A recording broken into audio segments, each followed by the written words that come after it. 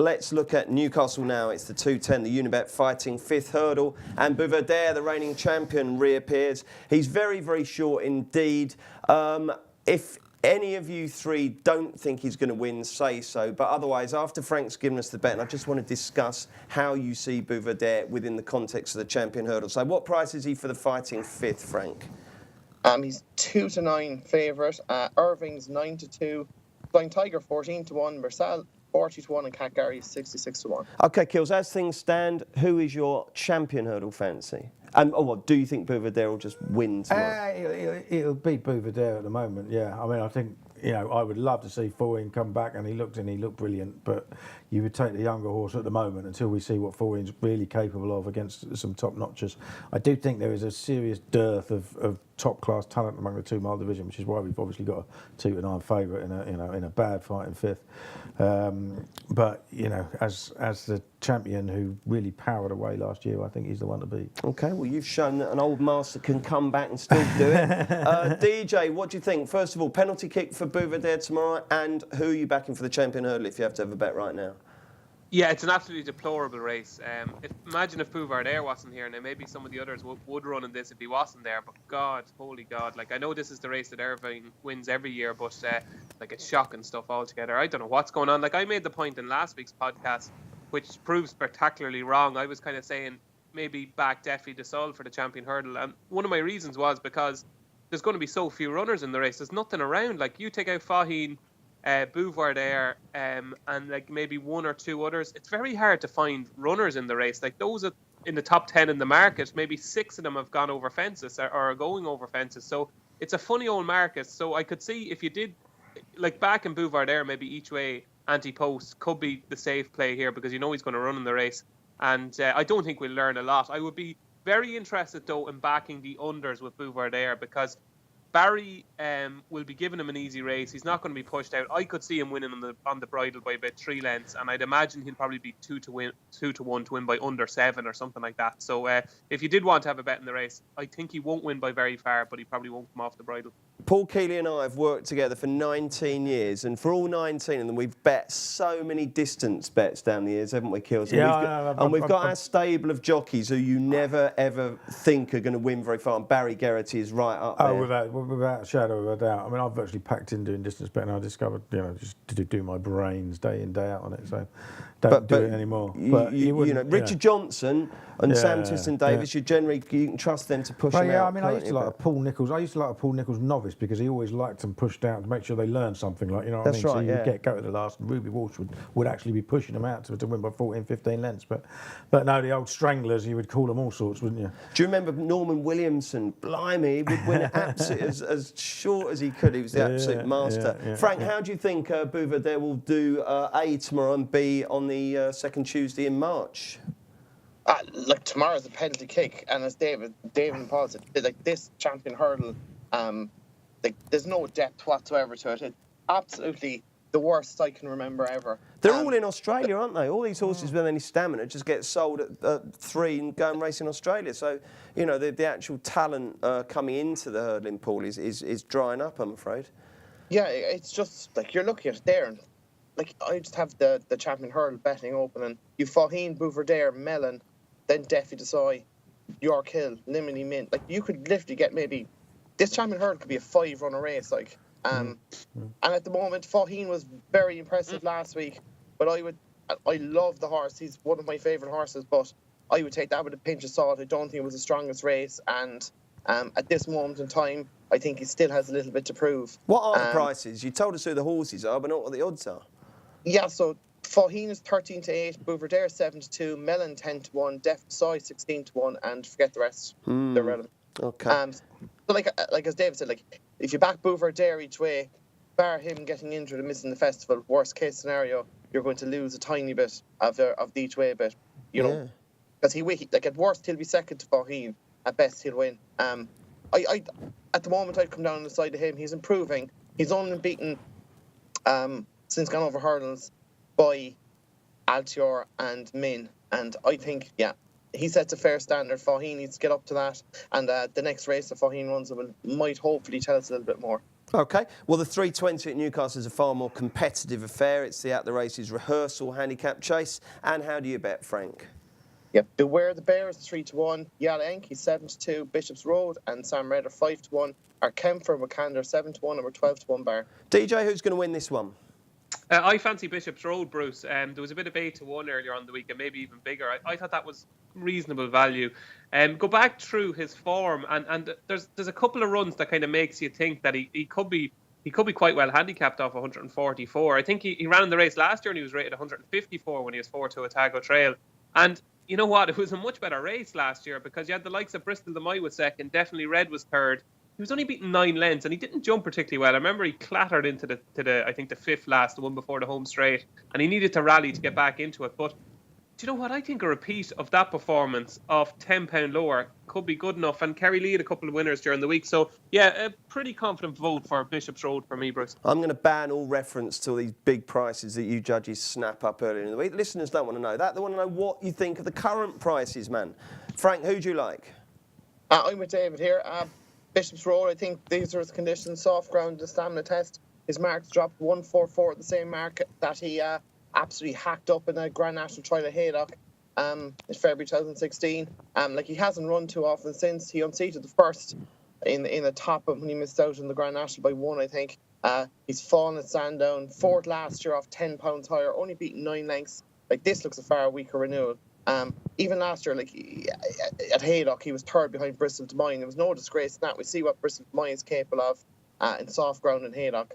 And this is reappearance since the Grand National. So, yeah, I think 5-1, there's 8 runners at the 8th stand their ground. That's a crack in each way back. 2 bets, 2 votes for Bishops Road. Kills, what do you like? Yeah, well, I don't like to show off or anything, but I was backing him at 14-1 at the start of the week, and I've been backing him all week. And that I think ban lasted a long time, didn't it? I think he's a stone cold certainty. Do you? Here we go. I cannot have him being beat. The whole weekend is around him. If he ran in, last year's race against the first 3, if he ran against them now, he'd be £20 better off with Otago Trail, £29 better off with Bristol de Mai, and £28 better off with Definitely Red. They've all improved, and he's dropped £10. He is a horse that goes very, very well fresh, and he loves soft ground.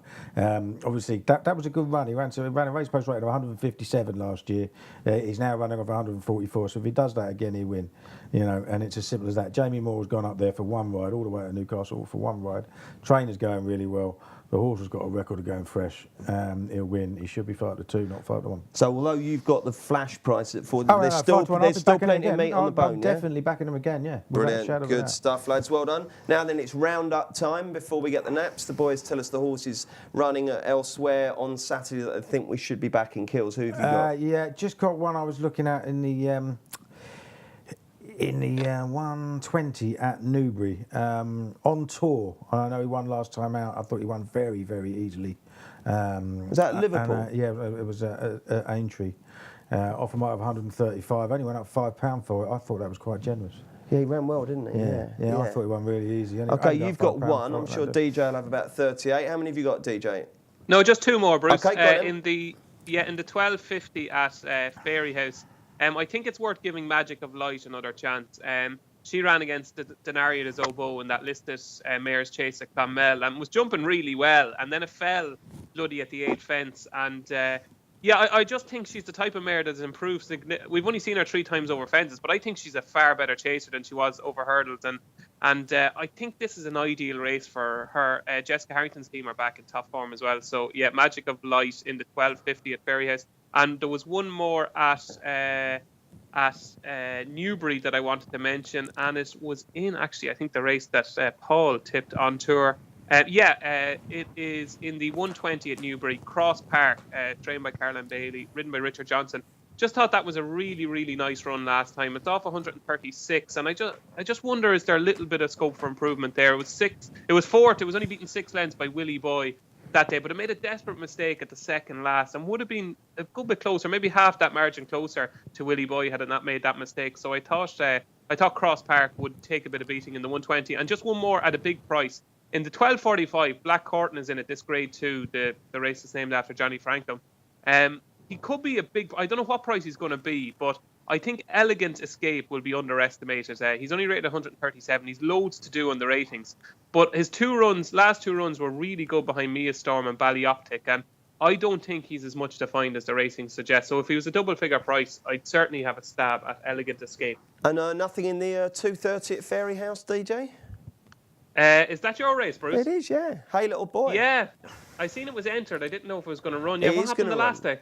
Well, I don't know. I mean, Willie said that they made a bit, maybe rode him a little bit too aggressively. So I think they're going to hold him up today. But I must admit, he did empty out a little bit at Galway. But so looking forward to that. So fingers crossed he can bounce back there. Frank, what have you got for us? I've loads. I'll start 210 Newbury Capsule. Won't be much of a price, but she looks really exciting. She's 4 from 4 on the rules. She's 2 from 2 at Newbury. She's really impressive on her hurdles debut.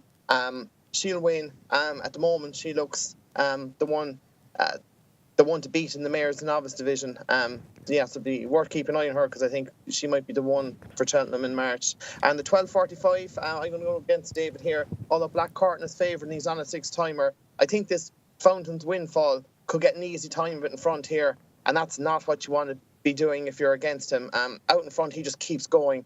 He turned a competitive entry handicap last year into Procession, winning by 8 lengths over 3 miles. Very impressive that day. A lot of good horses behind. I think No Comment was second. And he made his chase debut at Southern last time over 2-4. Again, he went out in front and it looked like the Henderson horse was tracking it nicely, and then just kind of from the back of the second last, he just put on the afterburners and stayed on really strongly to win nicely from 11 lengths. That was a far weaker race than this is going to be, but I think if he gets an easy time of it, the step up and trip will actually only help. He could actually slip them from the front here and win. Up in Newcastle, the 105, the French Furs Novice Hurdle, Hear No Evil, won nicely on his hurdles debut at Aintree, over 2.5 miles. He meets Imperial Eloquence in £5 worse terms here, but I think he confirmed the form of that. But it was the 4th. Delir Destraval won the listed novice hurdle at Haydock last week, the Frank form, and this doesn't look the strongest for Lou, so I think he might take a bit of beating. In the 2:45, the maiden hurdle, this is just something else. Sandy Thompson's a trainer that's probably, and most people would overlook how good he is. He operated 22% this season, which is phenomenal for a small yard like he has. He has a hurdling debut here called McGowan's Pass. He was second on his bumper debut to Sounds Adventure, who was a very good bumper horse in his own right. I think he was 3 from 4, and he was only beaten ahead in the race. He lost by a horse called Better Get Along, I think, of Nicky Richards. That ran the champion bumper, albeit down the field. Like, he beat Bags Groove of Harry Fry at Newbury in one bumper, so that's decent enough for him. McGowan's Pass won his next bumper very easily. He's going over hurdles tomorrow. In what potentially could be a match, I think he could be underestimated in the market.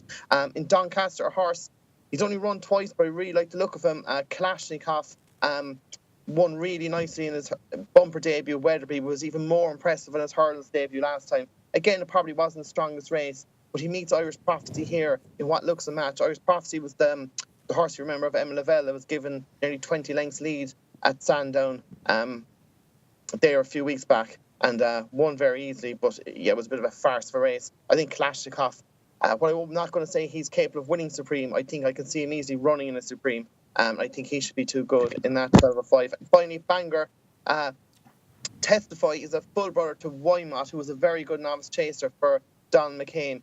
This trip might be a little bit short, but again, I was looking at the race. He should get a free time of it out in front, I think. He's getting £5 on Tommy Silver. If they give him a free time out in front, I think he could be hard enough to catch. He's won at Bangor previously as well.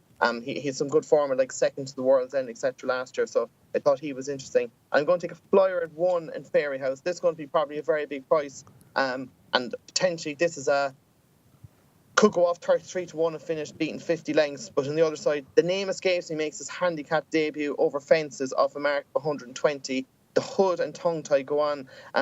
First time as a combination.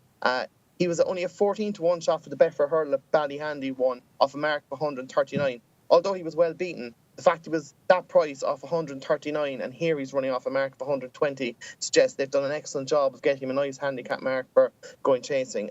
It's a bit of a flyer. He'd probably be 16 or 20-1, but off that kind of rating, it's worth chancing, I think. What time's that one, Frank? The 125 at Fairy House. Okay, excellent. Let's get the naps. This will not be beaten. I'm going to do one this week. I don't normally, but I really like Court Minster in the 150 at Newbury, ridden by a jockey who I think we're going to hear a lot more of, Mitch Bastian. I think he's a really good young jockey. I like him very much. I like Court Minster, and I think he'll give you a good run for your money. Keels? Yeah, all roads to lead to Newcastle for Bishop's Road in the 320. David Jennings. Highbridge 225 Newbury. And Frank Hickey.